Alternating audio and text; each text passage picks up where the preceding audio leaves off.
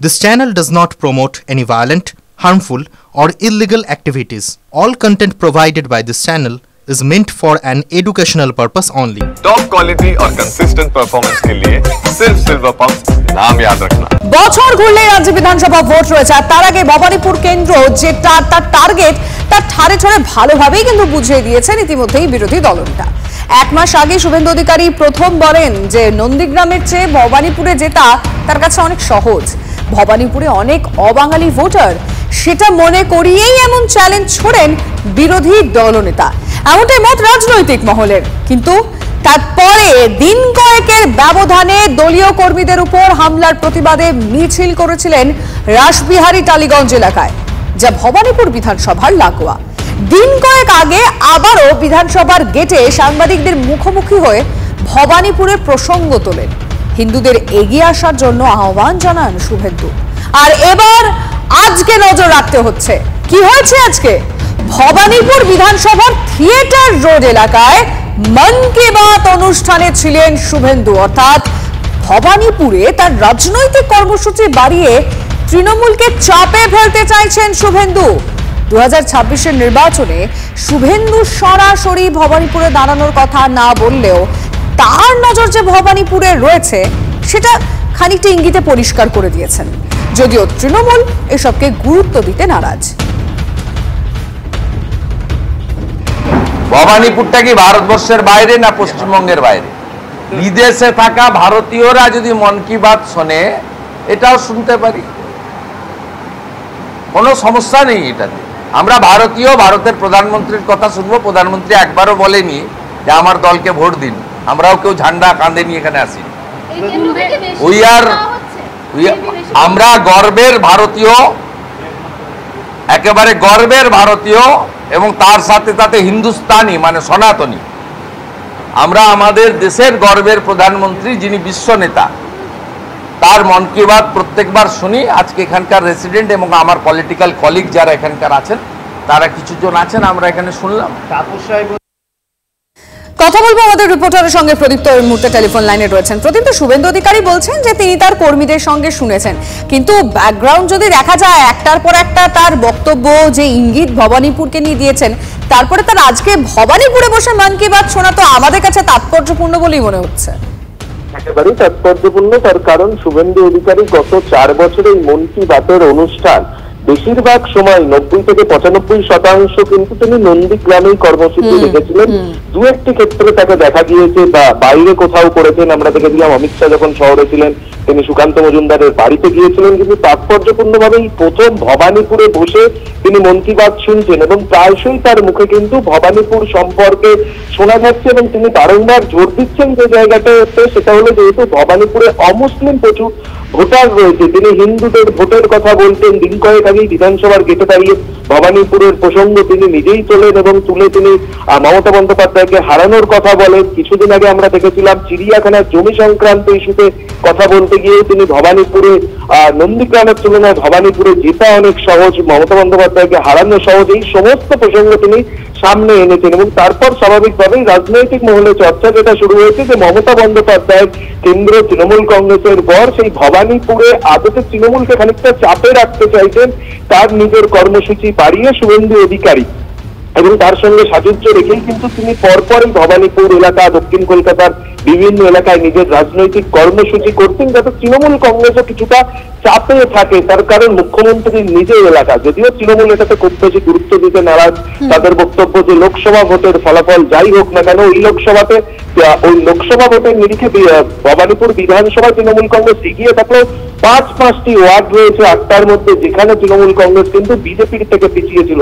ফলে এই সমস্ত অঙ্ক এবং বাংলাদেশের সাম্প্রতিক পরিস্থিতি, যেখানে অন্তত বিজেপি মনে করছে যে হিন্দু ভোট আরো বেশি এই রাজ্যে সংগঠিত হচ্ছে, ফলে এই সবটা মিলিয়ে শুভেন্দু অধিকারীর আত্মবিশ্বাস পাচ্ছে, যেহেতু নন্দীগ্রামের থেকে বেশি হিন্দু ভবানীপুরে রয়েছে এবং বেশিরভাগ জায়গাগুলোকে তারা এখানে এক্ষেত্রে বেছে নিচ্ছেন, তাদের আত্মবিশ্বাস বাড়ছে। নজর থাকবে। ধন্যবাদ প্রদীপ্ত।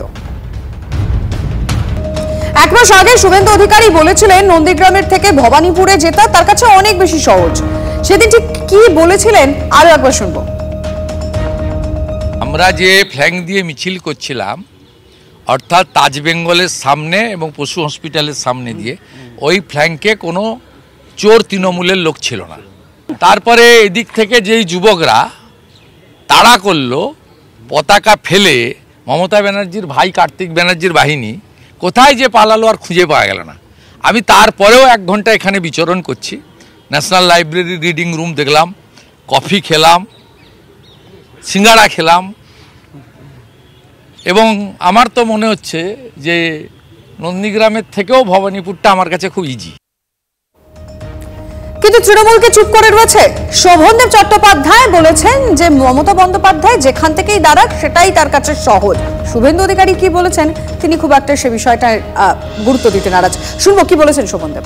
একটা কথা বলতে অভ্যস্ত, ভেবে দেখে না যে কথাগুলো মানে কি হয়। মমতা বন্দ্যোপাধ্যায় বাংলায় যেখানেই দাঁড়ান না কেন সবটাই তার জন্য সহজ সিট। শুভেন্দুবাবু ভেবে দেখুন কোথা থেকে দাঁড়ায়। মণিপুর সহজ না নন্দীগ্রাম সহজ, এগুলো কোনো কথা নয়। নির্বাচন নির্ভর করে সমসাময়িক অবস্থার উপরে, ব্যক্তি সে দাঁড়িয়েছে তার কাজের উপরে। বিজেপি নেত্রী অগ্নিমিত্রা পল কি ভাবছেন শুনুন। দেখুন, আমরা কর্মসূচি সম্মানীয় বিরোধী দলনেতা এবং সম্মানীয় সভাপতি সারা পশ্চিমবঙ্গে বিভিন্ন জায়গায় করছেন, এবং আপনাদের কথা দিচ্ছি বা আমাদের বিরোধী দলনেতাও কথা দিয়েছেন, ঠিক যেভাবে নন্দীগ্রামে উনি হারিয়েছিলেন, যদি মমতা ব্যানার্জি ভবানীপুরে দাঁড়ান তাহলে ভবানীপুরেও আবার ওনাকে হারানো হবে। আর ভবানীপুরে শুধু একটি পরিবার, মানে ব্যানার্জি পরিবারেরই শুধু সুরক্ষা থাকবে, বাকি সমস্ত ভবানীপুরের মানুষ তাদেরকে খুন করে দেওয়া হবে। আজকে ভবানীপুরে জল জমছে, ভবানীপুরে মানুষ জল পাচ্ছে না।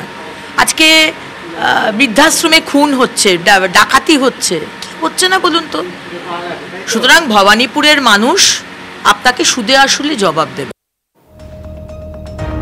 ভুয়ো ভোটার বিতর্কের মধ্যে আবারও রাজ্যে এনআরসির দাবি শুভেন্দু অধিকারী। তার মন্তব্য, তারাও বলেন বাংলায় অবৈধ ভোটার, রোহিঙ্গা ভোটার আছে, না হলে সদরাডি এখানে ভোট দিল কি করে। পশ্চিমবঙ্গেও এনআরসি দরকার, দাবি বিরোধী দলনেতার। সমস্ত দল মিলে এনআরসির দাবি করা উচিত বলেও মন্তব্য করলেন শুভেন্দু অধিকারী। একই সঙ্গে তার দাবি, উত্তরাখণ্ড, গুজরাতে ইতিমধ্যেই এনআরসি হয়েছে, মহারাষ্ট্র শুরু করে দিয়েছে। এনডিএ শাসিত রাজ্যে এনআরসির কাজ চলছে।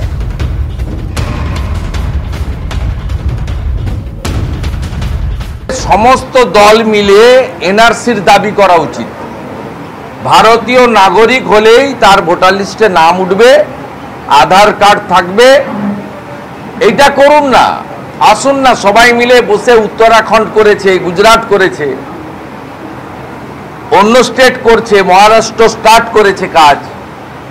21টা বিজেপি রুল স্টেটে এই কাজ হচ্ছে, এনডিএ স্টেটে। তা বেঙ্গলে আমরা বর্ডারিং স্টেট, আমাদের পাশেই বাংলাদেশ, নেপাল, ভুটান। আমরা এনআরসি করে ভারতীয় নাগরিক আর ভারতীয় নাগরিক নয় চিহ্নিত করে দিই। আপনারা এগুলো না করে, আপনাকে আমি প্রশ্ন করি, 7 শেখ ভোট দিল কি করে? এই রাজ্যে আমরাও বলি অবৈধ ভোটার আছে, রোহিঙ্গা ভোটার আছে, এবং এখানে ইলেকশন কমিশনের কোনো রোল নেই। ভুতুরে রাজনৈতিক দল বিহারের লোকেদের নাম তুলছে। মহারাষ্ট্র, দিল্লিতে বিজেপির বিপুল জয়ের পর গত 12ই ফেব্রুয়ারি এমনটাই মন্তব্য করেছিলেন মুখ্যমন্ত্রী Mamata Bandyopadhyay. Voter list, you are taking help from election commission. আমার ভাষায় ভুতুরে রাজনৈতিক দল, যারা এদের পাঠিয়ে বিহারের লোকেদের নাম তুলছে অনলাইন। কেন অনলাইনে হবে? বিজেপি 40 লাখ ভোট বাড়লো কি করে মহারাষ্ট্রে? আর দিল্লিতেই বা আপনারা কি করেছিলেন? একদিন না একদিন তো বেরোবে। আমরা অঙ্ক কষে দেখে নিয়েছি, এখানেও বাবুরা এসে বসে আছেন, প্রত্যেক অ্যাসেম্বলিতে 20,000 থেকে 30,000 বাইরের লোকের নাম ঢোকাবে। এই পরিকল্পনা কিন্তু আপনাদের আমরা ভেস্তে দেবো। কংগ্রেস কে ভাবছে এই বিষয়ে আমরা যোগাযোগ করেছিলাম সৌম্য আজ রায়ের সঙ্গে, তিনি কি বলেছেন একবার শুনবো। আরে ভোট আসলে এনআরসি আর সিএ, এটা ওই রাজধানী এক্সপ্রেস করে ট্রেনে করে এই অ্যাটাচি নিয়ে বিজেপির নেতারা পশ্চিমবঙ্গে চলে আসে। ভোট এসে গেছে, পশ্চিমবঙ্গে মানুষকে এই ভাওতা দিয়ে ভোটের আগে আবার ধর্মের ভিত্তিতে ভাগ করে ভোটটাকে পোলারাইজ করা চেষ্টা করছেন শুভেন্দু বাবু, যেটা প্রতিবার করেন। এটা হচ্ছে একটা রাজনৈতিক পণ্য, it becomes a political product for BJP, তাই এসব করছে।